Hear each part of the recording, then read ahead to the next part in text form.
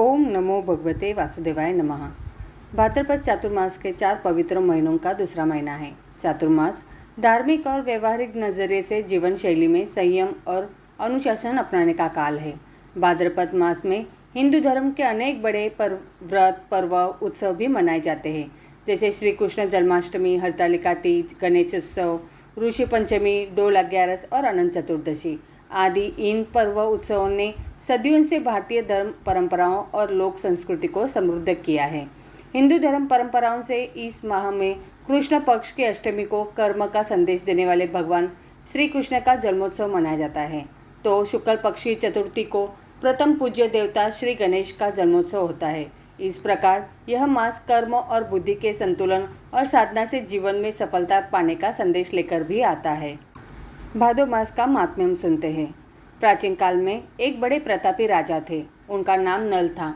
उनकी अत्यंत रूपवती पत्नी थी, उसका नाम था दमयंती। राजा प्रजा का पालन मन लगाकर करते थे, अतः वे स्वयं सुखी थे और प्रजा भी पूर्ण सुखी थी।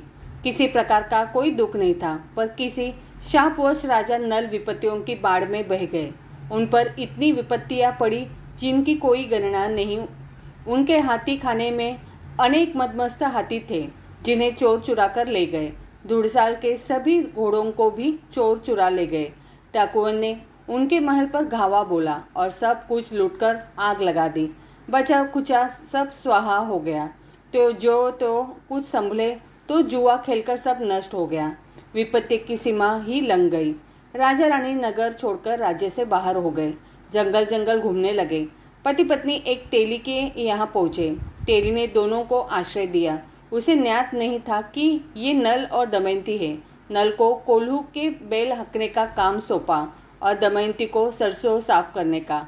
राजा रानी ने ये काम कभी किए नहीं थे, अतः उन्हें थकान हो जाती और तेलिन के कड़वे बोलों का शिकार होना पड़ता। राजा अपनी अनेक जान पहचान की जगहों पर भी गया, पर शाप के कारण हर स्थान पर उनका अपमान हुआ। जंगल घूमते घूमते राजा रानी से बिछड़ गया, जहाँ तहाँ भटकने लगा। दमयंती जंगल में अकेली रह गई। बेचारी असहाय महिला क्या करे क्या न करे, अन्य मुसीबतें झेल ही ली, पर पति वियोग की अग्नि से कैसे बचे। एक दिन रानी के भेंट अचानक ही शरभंग ऋषि से हो गई। ऋषि द्वारा पूछने पर दमयंती ने अपनी विपत्ति कथा कह सुनाई। शरभंग जी ने दमयंती से कहा, पुत्री, तुम गणेश जी की पूजा अर्चना करो और गणेश चौथ का व्रत करो। रानी तो साधनहीन थी, जो तो करके उसने गणेश व्रत किया। उस व्रत के प्रभाव से रानी को उसका पति मिल गया और पति को खोया हुआ राज्य मिल गया। राजा रानी गणेश जी के भक्त हो गए। अब आगे सुनते हैं भादो मास में सुने जाने वाली कथा। ओम नमो भगवते वासुदेवाय नमः। सच्चिदानंद स्वरूप भगवान श्री कृष्ण को हम नमस्कार करते हैं, जो जगत की उत्पत्ति, स्थिति और विनाश के हेतु तथा आध्यात्मिक, आदिदेविक और आदि भौतिक तीनों प्रकार के तापों का नाश करने वाले हैं। जिस समय श्री सुखदेव जी का यज्ञोपवीत संस्कार भी नहीं हुआ था तथा लौकिक वैदिक कर्मों के अनुष्ठान का अवसर भी नहीं आया था, तभी उन्हें अकेले ही संन्यास लेने के लिए घर से जाते देखकर उनके पिता व्यास जी, वीरज जी कातर होकर पुकारने लगे, बेटा बेटा, तुम कहाँ जा रहे हो। उस समय वृक्षों ने तन्मय होने के कारण श्री सुखदेव जी की ओर से उत्तर दिया था, ऐसे सर्वभूत हृदय स्वरूप श्री सुखदेव मुनि को मैं नमस्कार करता हूँ।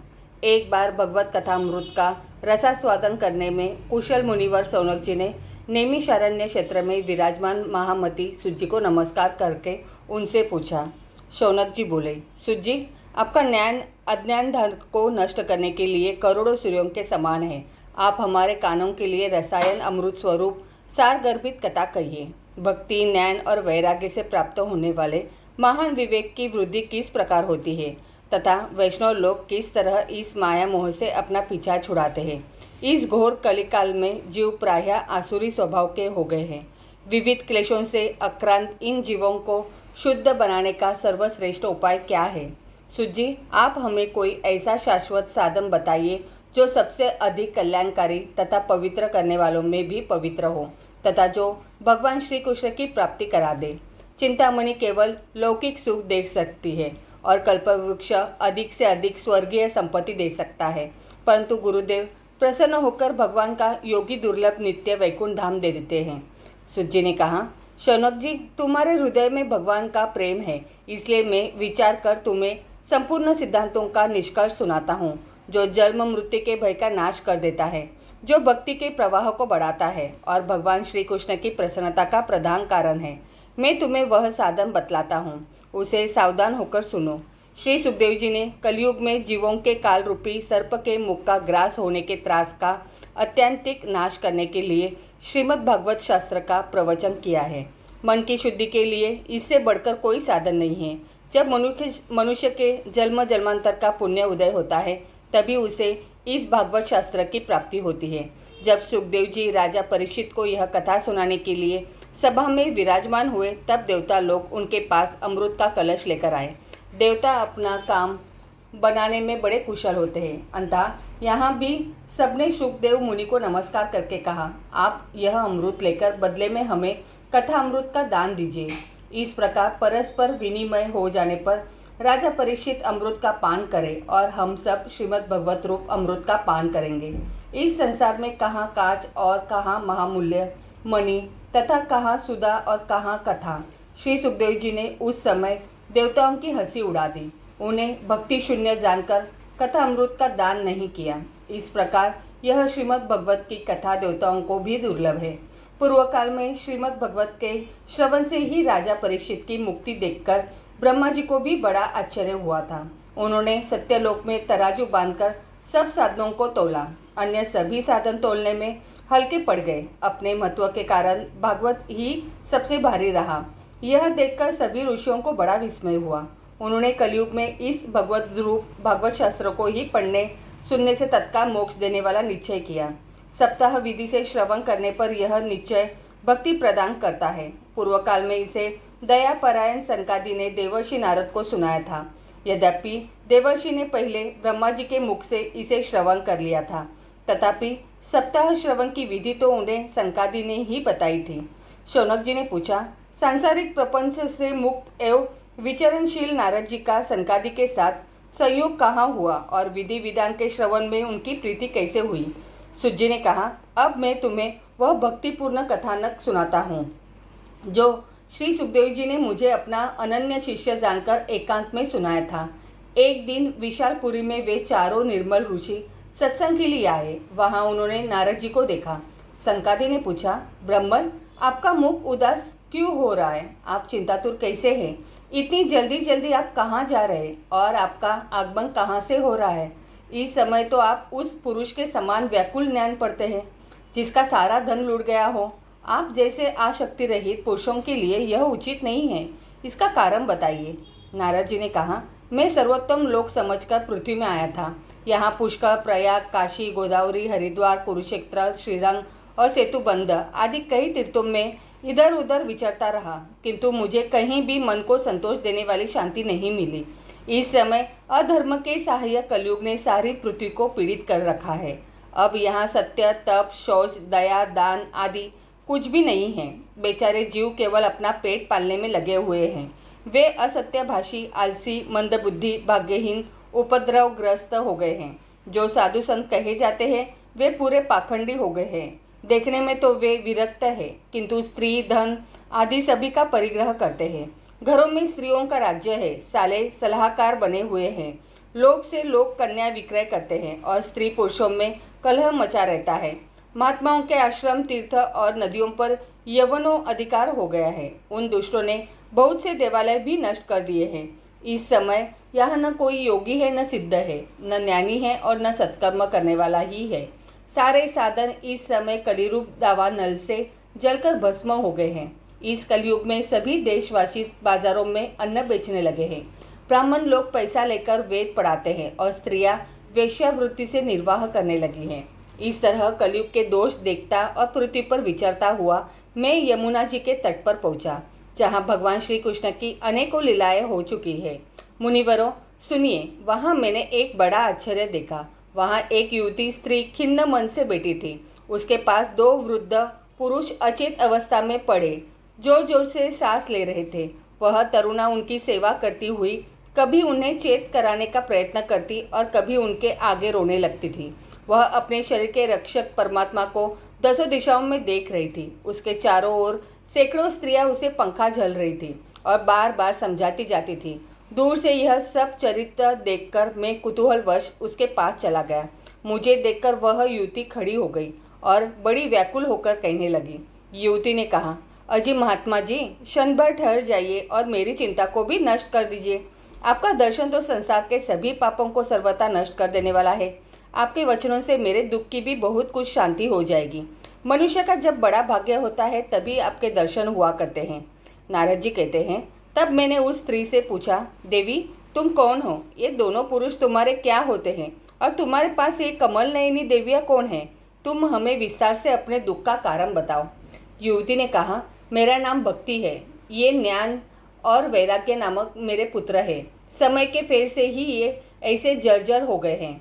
ये देवियाँ गंगा जी आदि नदियाँ हैं। ये सब मेरी सेवा करने के लिए ही आई है। इस प्रकार साक्षात देवियों को द्वारा सेवित होने पर भी मुझे सुख शांति नहीं है। तपोधन, अब ध्यान देकर मेरा वृत्तांत सुनिए। मेरी कथा वैसे तो प्रसिद्ध है, फिर भी उसे सुनकर आप मुझे शांति प्रदान करें। मैं द्रविड़ देश में उत्पन्न हुई, कर्नाटक में बड़ी, कहीं कहीं महाराष्ट्र में सम्मानित हुई, किंतु गुजरात में मुझको बुढ़ापे में आ घेरा। वहाँ घोर कलयुग के प्रभाव से पाखंडियों ने मुझे अंग भंग कर दिया। चिरकाल तक यह अवस्था रहने के कारण मैं अपने पुत्रों के साथ दुर्बल और निस्तेज हो गई। अब जब से मैं वृद्धांत आई तब से पुनः परम सुंदरी सुरूपवती नवयुवती हो गई हूँ, किंतु सामने पड़े हुए ये दोनों मेरे पुत्र थके मांदे दुखी हो रहे हैं। अब मैं यह स्थान छोड़कर अन्यत्र जाना चाहती हूँ। ये दोनों बूढ़े हो गए हैं, इसी दुख से मैं दुखी हूँ। मैं तरुणी क्यों और ये दोनों मेरे पुत्र बूढ़े क्यों? हम तीनों साथ साथ रहने वाले हैं, फिर यह विपरीतता क्यों? होना तो यह चाहिए कि माता बूढ़ी हो और पुत्र तरुण। इससे मैं आश्चर्यचकित चित्त से अपनी इस अवस्था पर शोक करती रहती हूँ। आप परम बुद्धिमान एवं योग निधि है, इसका क्या कारण हो सकता है ये बताइए। नारद जी ने कहा, साध्वी, मैं अपने हृदय में ज्ञान दृष्टि से तुम्हारे संपूर्ण दुख का कारण देखता हूँ। तुम्हें विषाद नहीं करना चाहिए। श्री हरि तुम्हारा कल्याण करेंगे। सुत जी कहते हैं, मुनिवर, नारद जी ने एक क्षण में ही उसका कारण जानकर कहा। नारद जी ने कहा, देवी सावधान होकर सुनो, यह दारुण कलयुग है। इससे इस समय सदाचार, योग मार्ग और तप आदि सभी लुप्त हो गए हैं। लोग शठता और दुष्कर्म में लगकर अगासुर बन रहे हैं। संसार में जहाँ देखो वही सत्पुरुष दुख से ग्लान है और दुष्ट सुखी हो रहे हैं। इस समय जिस बुद्धिमान पुरुष का धैर्य बना रहे वही बड़ा ज्ञानी या पंडित है।